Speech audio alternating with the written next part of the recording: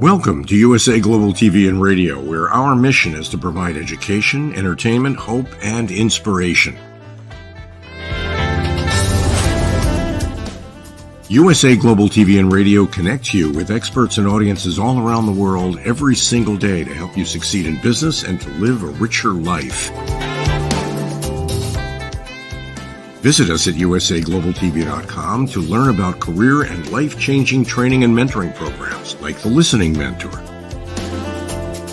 Subscribe to our newsletter to stay informed about our special programs and offers. Discover how you can become a guest on one of our shows or a host or producer of a USA Global TV and Radio show of your very own. That's USA Global TV and Radio, where the doctor is always in.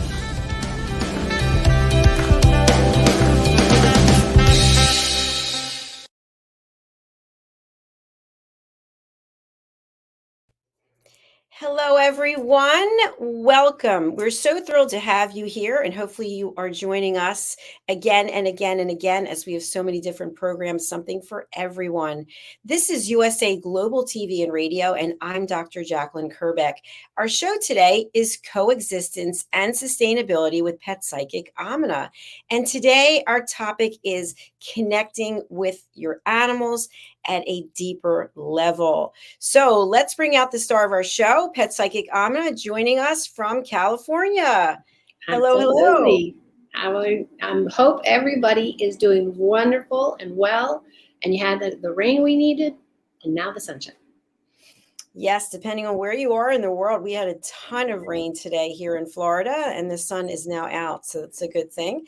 Right. And of course, when we have pets, they still have to go and do their business outside. I saw people braving the weather to take their pets out, and I felt like they were really connected with their pets, the way they were walking them and taking care of them and holding them. It's a beautiful thing. So let's get started with the fact that you are a pet psychic, but you're also a speaker, you're also a trainer, you're someone who has extensive experience with animals. You have your own animals, you had a dog, you have cats, and them. So share with our audience a little bit about the cats that you currently have today. Tell us their names, their ages, and anything else you want to share. Well, it'd be really great if I could train them to just walk by and have that experience. But everybody, of course, is still asleep, because that's what kitties love to do the most, at least in our family, and then playing. So all our kitties are from the shelter, any shelter, any kind of situation. The last one, I'd love to show you her, but she is socked out, and she could be under a cushion or in the bed or somewhere. So I'm not going to be able to share her yet. She is only about this big, so she's very tiny. And it's just really strange to have a very, very tiny one. We rescued her. A friend of ours found her, and of course knew who I was and what we do, and we would be glad to take her in. My daughter and I are single and live in our own place. So we have the ability to take on animals, which a lot of people, either their rent situation doesn't finance, or the person you're renting from doesn't allow that. I'm very, very blessed to have not those issues at this point. Everything changes sometimes. But if my poor little one walks by, I doubt it, because she's all curled up with the bigger cats. She is a challenge every day because she's so young and she's into everything. If she can get a cupboard open, she's going to dive in there, and hopefully it's not the China cups or anything that's breakable.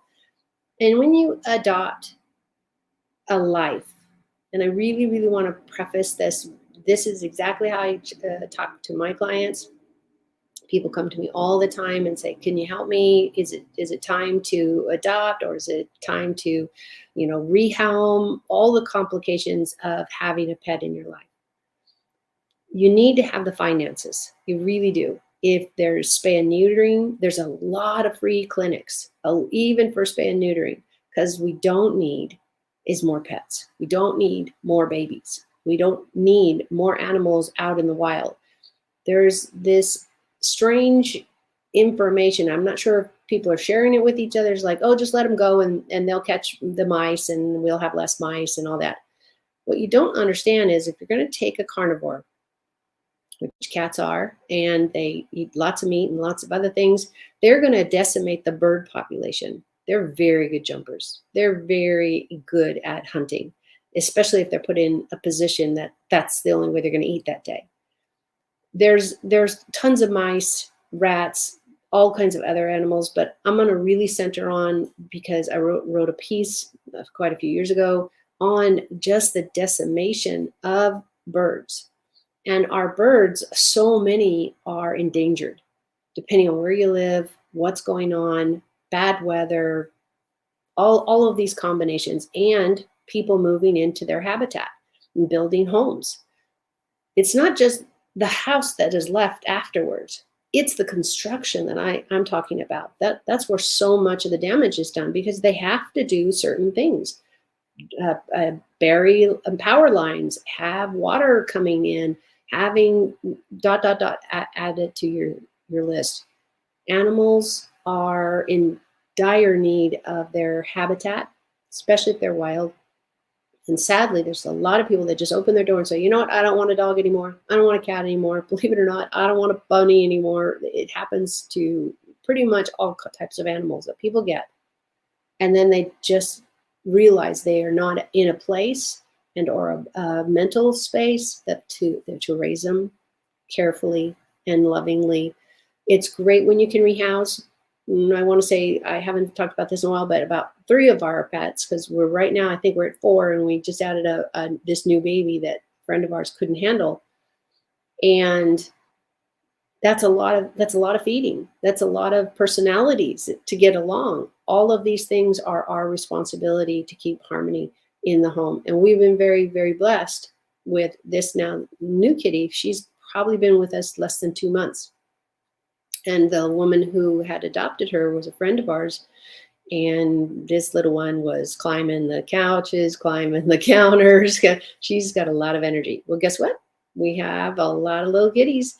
One of them specifically, they love racing around the house. There's an outlet now for her and a place to cuddle up with everybody else. So these are some of the things that I'm always going to talk about and say, hey, get support. If you're having a tough time, try to find a good trainer that can give you tools to get past the infancy, the babies.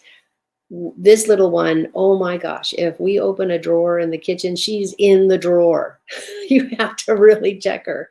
Or she comes up and jumps on my office table. There's a lot of stuff on my table. So it could be really dangerous. These are the same things you'd think about with a human baby, or you're babysitting something, or somebody has a handicap. You just gotta accommodate where you are in your relationship and who you are concerned about and what. So those are some really fast tips. Excellent. Lots of good information there as always. And I just want to go back to something that you also said, because this does happen. I mean, people have reached out to me and they're like, you really should get a pet. You know, you think about it, but then you don't act on it. You have to really think about it, because it's going to be something that's part of your life every day. So what tips can you give about how much time should someone spend thinking about it? Or how can someone, you know, the old Ben Franklin clothes, pros and cons, like what are some suggestions as to whether or not it really makes sense at that moment in time? Right. But our moments in time are literally moments. Is this something you want to do in 3 months, 6 months? You know, what are you changing jobs? And does that mean changing locations and buildings? And there's just so much. It's the same thing. And I'm not trying to make either lesser by comparing them, but I want to bring it into maybe something everybody's gone through or might go through. For us women, having children is a possibility. Accidentally or otherwise, or you choose not to, that's fine. But these things are possible. Having your job. I have a client that does some really, really amazing work, and it's a very specialized industry where they deal with people from different cultures and help them and the bosses that work for them how to understand each other and bridge that gap. What happens when you decide, oh, I'm going to get a cat, I'm going to this, and they ship you to Taiwan, and you usually work in Southern California? Not all animals are good travelers. Not all people are good travelers. So remember that. If you hate broccoli, and maybe the cat's going to hate broccoli too. I've seen people give it to dogs and cats. We're not going to go through the feeding thing, but you have to be really careful with the lives you choose to bring into your life. These are not disposable. They're not throw them out the door and nature will take care of them. Probably in a way that we all don't want to talk about, and a lot of them get killed. When the birds of prey, talking about anything from eagles to crows to big sized birds, not the little guys, hummingbirds and that type of stuff, they will literally chase those cats. They will claw their backs. They will try to get rid of them, especially when they're nesting. There's World War III going out there. And if we don't make wise choices and step up to the responsibility of adopting an animal for their lifetime, this could be 5 years, 10 years, 25 years, just depends on the breed, the animal, cat, dog, elephant, whatever you're adopting. You've got to have in your plan, what happens if I lose my job, if it's even possible that it's imminent, and yet you have to move somewhere else or you have to get another home. Don't go and say, oh, the neighbor, she loves me, she'll take anything. Well, that's not responsibility. These are things you have to decide before you adopt. Before you adopt. It's really great to go to the shelters, volunteer, not just for cleaning cages, because that's really important to keep everybody healthy, people and the cats and dogs and whatever you're working with. But it also makes them more adoptable. If people are coming in to hold them and pet them and hug them and feed them, spend time with them, maybe they're allowed to give them a toy, we have these little fuzzy balls and they roll all over the place. Sometimes they're wet because one of the cats likes to eat it in the water bowl and thinks, I don't know if she thinks it's hilarious, but we don't because sometimes she'll get it out and she'll roll it all over and we get wet water and we're like, what the heck is this? A bad mop job? So realize what you're adopting. Always look into, if you're going to an adoption center, see if they do times where you can have the cat for 3 days, 4 days. I don't know how prevalent that is anymore because it's really trying on the animal to be in a house and then not be in a house and not be in a house. But some places do still offer that. I still recommend go volunteer with them. Find out what they're doing. Find out what you can be doing. You'll get to meet all the pets and the cats. And I know it's not glorious work cleaning cages, but it sure means a lot to the animal that's living in that 24/7 and only coming out when somebody wants to see them. And that's not always happening. So think about those things. Thinking and not reacting, just coming Thank with you. a plan, being very methodical. Exactly. Right. Exactly. Right. So some people we see, they're obsessed with their pets. They're taking their dog everywhere they go. I haven't seen as much with cats, but is there a borderline or a boundary when it might be you're codependent on the pet for love and maybe being withdrawn from humans? Is that something you've seen or heard of? Absolutely. And when we were going through the pandemic, you really, really saw a lot of hermits to be made. We were required to stay in the house. If you're lucky enough to have a yard, hallelujah. I live in a condo. I have a little patio of plants. That's about it. But I don't have a beautiful yard to sit in. And that is part of our mental health. Animals can be an amazing, no judgment, meaning if you decide not to shower that day, no judgment on you, great companions. You have to look at what is your life like now? What is your life like in 3 weeks, 3 months, 3 years? Look at where it might be. An animal is going to live, depending on the animal, is going to live possibly 20 years. Let's go with 15. That's a lot of time. That's a lot of time for your life to change completely. Maybe you meet that guy or girl that you finally are going to marry and have a wonderful life, and they're allergic to the animal you have. I have literally seen in my own family that one of them met this great guy on a work trip, and they decided to get married after a long period of time, and he was horribly allergic to kitties, and she had two.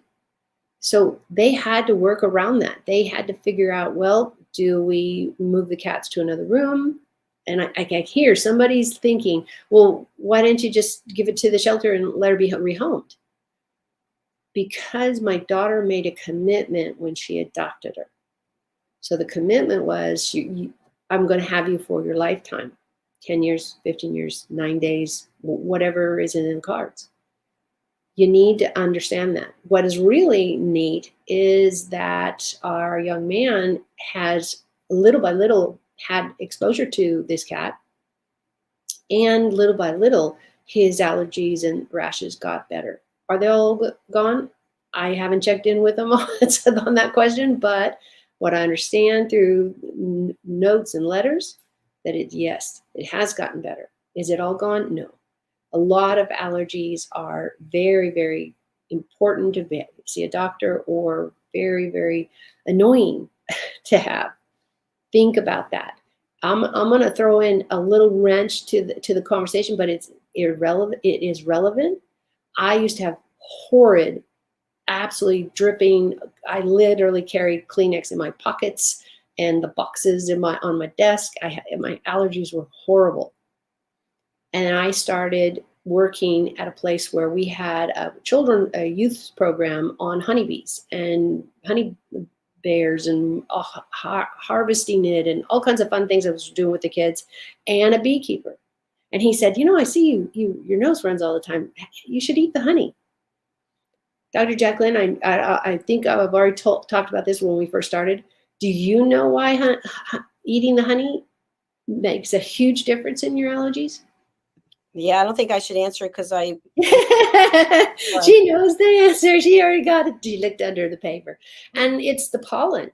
What do bees do? They go from flower to flower to plant to flower to flower and get us suck it all over them. Then they make their little honey. Don't know how.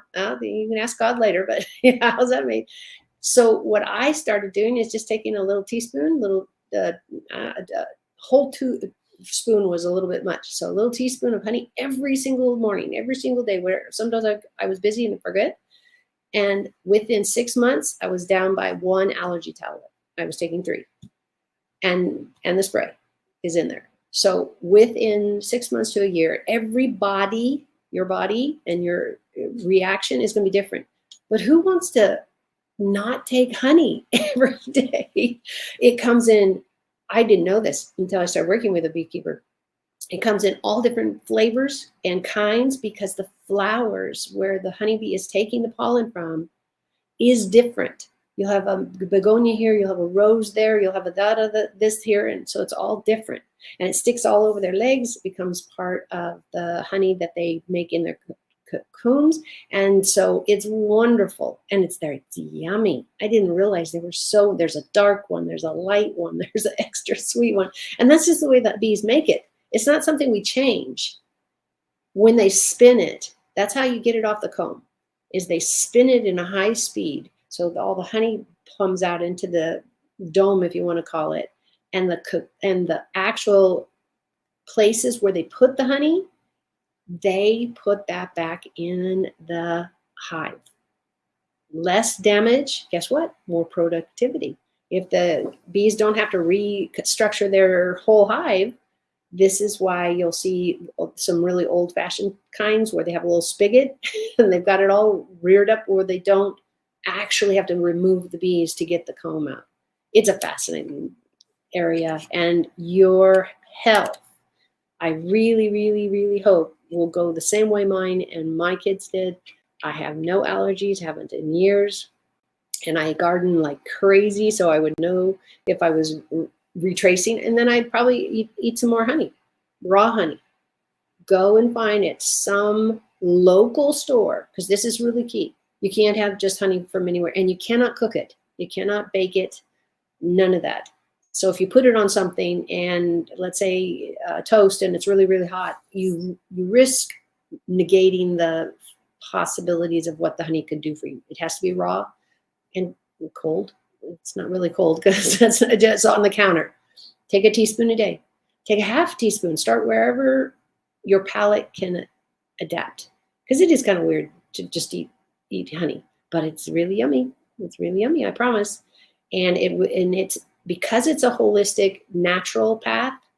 It might take you 6 months. It might take you 3 months. It could take you 6 days.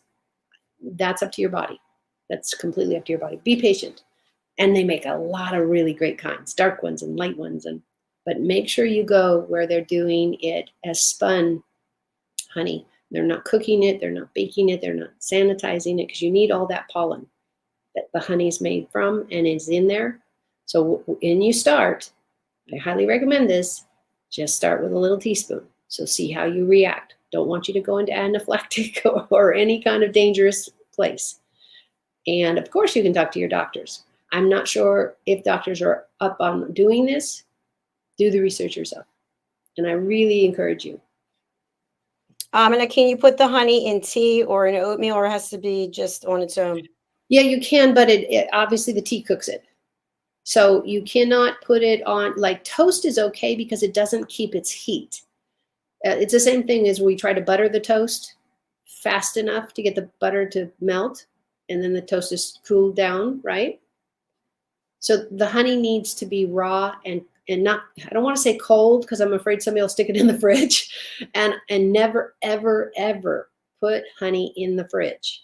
You will kill some of the good qualities away from it. Remember, bees are outside in the sun, rain, sleet, all that kind of stuff. But when the comb is in their hive, that's all protected.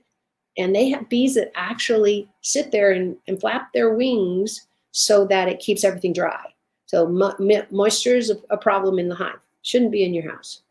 Shouldn't be, but it could be. Do not put it in the fridge. Just put it in the cabinet with the, what would you put? Peanut butter doesn't need refrigerating usually unless it's some kind of organic kind. But any kind of cabinet that you just put ingredients or spices or something that just needs the shelf but doesn't need the heat and the air conditioning from the house. We all need maybe heat and air conditioning, but your honey does not. If you get it too hot, if it gets too hot, it will start to really eat up all the benefits that honey does have. So remember that. Keep it out of the sun. Don't put it in the fridge. How about honey for your pets? That you need to be really careful. A lot of pets have allergies that could kill them. So you have to, if you want to go that way, always check with your vets. Always read up what's going on, and also try it on them. See how it is. But hopefully there is a upside. Like, I don't know, your animal has allergies. Sadly, they do. Maybe that will help. I have not tried it on any of our pets because I don't have any of them that have allergies. So do your research. Please, please, please. Here we are in this fabulous world of everything's online. Somebody's talking about it besides me. Somebody's sharing about it. And don't just get one of our advice, because we are human. We can make errors. There could be things out there now that I haven't lately read up on this. I was doing honey with a honeykeeper and on a youth program 15 years ago now, maybe longer. So I was doing a great deal in that venue and that time of getting the word out about the benefits of honey, because I was so excited about all the classes and working with the beekeepers I was working with. And I got them settled into this wonderful historic park where they have reenactments, and it used to be, anyways, really great place where our bees could be there and our beekeepers set up there. And we had tons of children coming because we can start there, teach the kids to do better, and we can tag along with them. Thank you so much. My next question is, when we're talking today about connecting with animals on a deeper level, does that mean sleeping with them, having them in your bed? Thoughts? I think that's a personal choice. There is, if your animal is clean and doesn't need a vaccine, because if you need a vaccine, that's a different conversation. Or other things like if you weigh, imagine if you just weigh 100 pounds, it's not much of a person. They're not very tall or whatever. But if you roll over in your sleep, you could break a leg. And I mean the animals, or you could bump in. Now, most animals will jump out of the way. Most animals will get used to how you sleep. Do you sleep on your left all the time? Do you sleep on your back all the time? You know, we all have a habit of the way we sleep. We have an arm over our face or whatever. You can come up to the same thing as you get married and you're both trying to sleep in the same bed. There's a curve there to get used to. Wait a minute, I like it cold, you like it hot, my toes are cold, yours are hot, you know, all that. Animals are no different. Animals are no different. You need to keep them safe. You don't want to roll over your kid. You don't want to roll over your spouse, and you definitely don't want to roll over and crush your pet. I don't care how much they bark.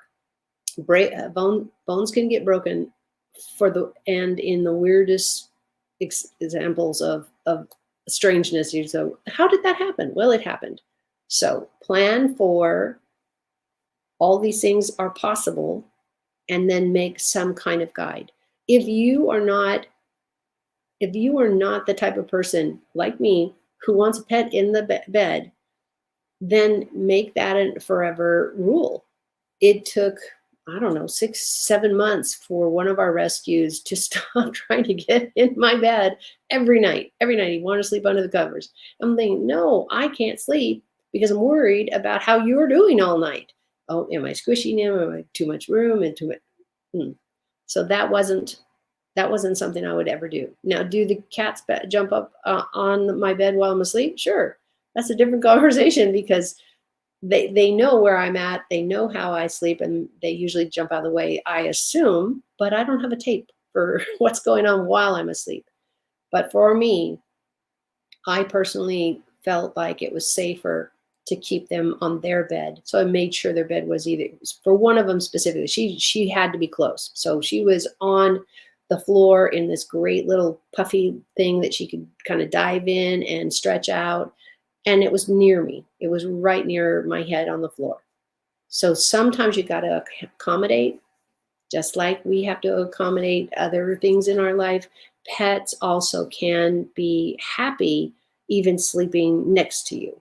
I don't necessarily recommend that you get a raised bed, but if it's a cat tree type, dog tree thing that's really sturdy, sure, your pet can watch you sleep and you can watch them and maybe even reach out. Find what works for you and make sure you have all the safety factors in there. Can your cat or dog get out of the bed easily without tripping, without having a rope or the fabric getting on their leg, getting trapped on their toenails because we forgot to get their nails clipped, or just didn't have time at this point? These things are real life. Is there a place for them to go to the bathroom? Like not right next to your bed, probably. Especially cat sand. I don't know you. It's really noisy when it's especially in your vicinity. But others are used to going outside. The dogs are used to being taken outside. That's a whole nother show for me, because dog waste, cat waste is not biodegradable. We must be picking it up. So if you want to go out at 3 and that's what you need to do, that's great. That's your relationship. But remember, if for some reason you're out of doggy bags and you're like, it's 3 in the morning, I'm going to get it tomorrow. Sometimes we forget and somebody gets to step in it or whatever. Always make sure you pick it up, please. Because the dog poops and the cat poops, because of their diets, they're not wild, are pretty much a 90% chance that their feces are still going to be there in a week, month, 6 months, depending on what's in it and what they've been eating. Yeah, for sure. And I just want to add on to that. There is 2 big piles of lizard waste in my driveway, and it's been for like 10 days. It doesn't go away. It's just there.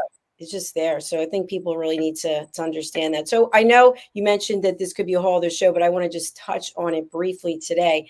How often should you be bathing your dog or your cat? How much does that depend on whether or not they're outside all the time? I know sometimes people have indoor pets, but if you're taking your pet for walks outside every day, what are your thoughts about the bathing? Yeah, if you are walking every day and they're not wearing booties, I've got plenty of clients and a daughter who has booties on her dog because he's really, really sensitive feet, especially on the hot sidewalk, especially, you walk anywhere in a public place that has a walkway, and that can be a problem. So the booties might be essential. Guess what? You don't have to clean their feet as much either if the booties actually stay on, because they're just like our tennis shoes. I don't know you, I don't clean my feet very often compared to when I go out barefoot and I have to wash them right away.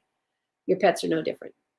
You need to realize all your pets, not your lizards, but dogs and cats and birds do it too. It's called preening, where they clean their feathers. So dogs and cats are going to come in the house with you all rested, all great. You're going to get dinner made or watch a great movie and everybody's sitting there, and they'll start licking their paws and they'll start cleaning up. And the cats especially, they're the really great cleaners. Now that's part of their DNA. That's what they are. But if you see that when you come in, let's say your dogs won't wear booties on the walks, that's fine. You guys can have that battle later on or see if it's necessary, because they got a lot of really great booties for cats and dogs. Dogs specifically more so because they're the ones usually going for a walk, not the cats, but cats do.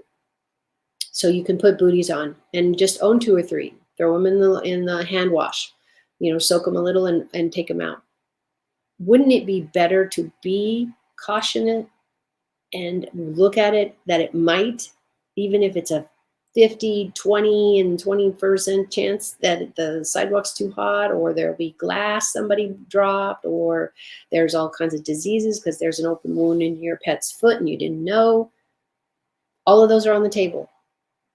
If you're wearing tennis shoes, if you're wearing booties or whatever the shoes for yourself or your pets, it at least gives you a great barrier to get home, get them off, wash them. They can walk around your house. I've mentioned many times that we don't wear shoes in our house. So it would be weird to have our dog come in and not have them take off their shoes. Not that I'm doing that anymore. My shepherd died a while back. But our cats are all indoor and they live longer. And I have far less floors to clean. So there we leave it. That's funny.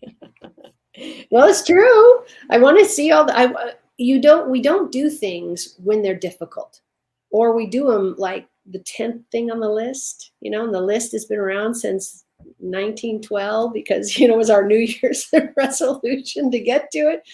I really encourage people to look at the positive side. There's so much well-being and health. And guess what? When my daughter thinks I'm crazy because I clean my cat box every day, twice. Wow. I get up in the morning, I'm cleaning. I assume they're gone to the bathroom. I'm always right. And then somewhere here in the daytime, I will, whenever, like, let's say I happen to be walking by and I can see it's full of all kinds of, sand. We've got the water, rocks that stick to the urine. And so I'm going to go in there because you know why, Dr. Jacalyn, have you any reason why I'm OCD on this? I like multiple choice, so well, left or right. It's because I wouldn't want to go in that box and go to the bathroom. If I wouldn't go to the bathroom, I mean, you and I have been in public bathrooms at some point many times, and you go, I don't know how to squat that high. I don't know, or we take the toilet paper and we put it down, or somebody else did it. You can see them thinking, because there weren't the little papers. Why did these little papers that covered the toilet seat be invented? Because so many people didn't want to sit there at a strange place with all that too much contact with people. I don't know. Think about what your pet's going through. If you have a cat, they're very cleanliness driven.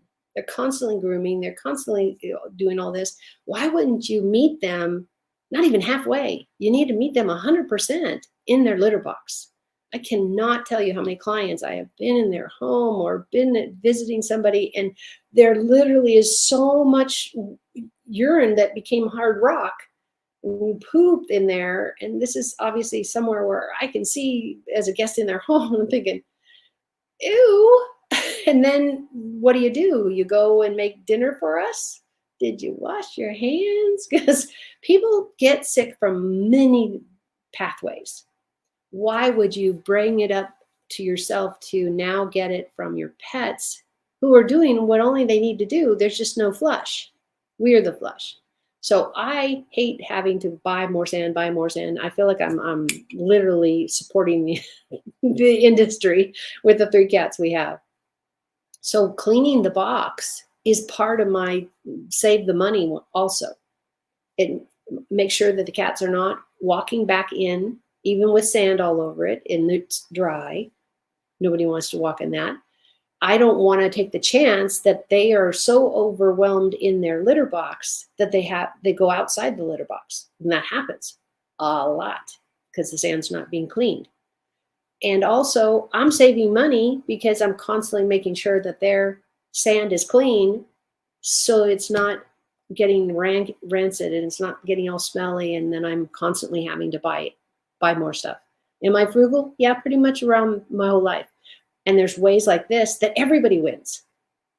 If they have a bowel movement, I don't care how much litter you put in there, it might smell. It might smell. But if you get in there, let's say you don't have time. So you get in there, you just cover it with the sand. Cover it with the sand. They still can go to the bathroom. You're going to get to it after work. And the smell will absolutely go down over 50% to the rest of your room. Let's say you had the cat is going to the bathroom and it stinks up. You open a window, but you got to clean the box. Because if you open the window and don't clean the box, you still got the box stinking up the room. So think about that. There are shortcuts here. It's just retraining yourself. If you're not a clean the litter box person, I hope you do.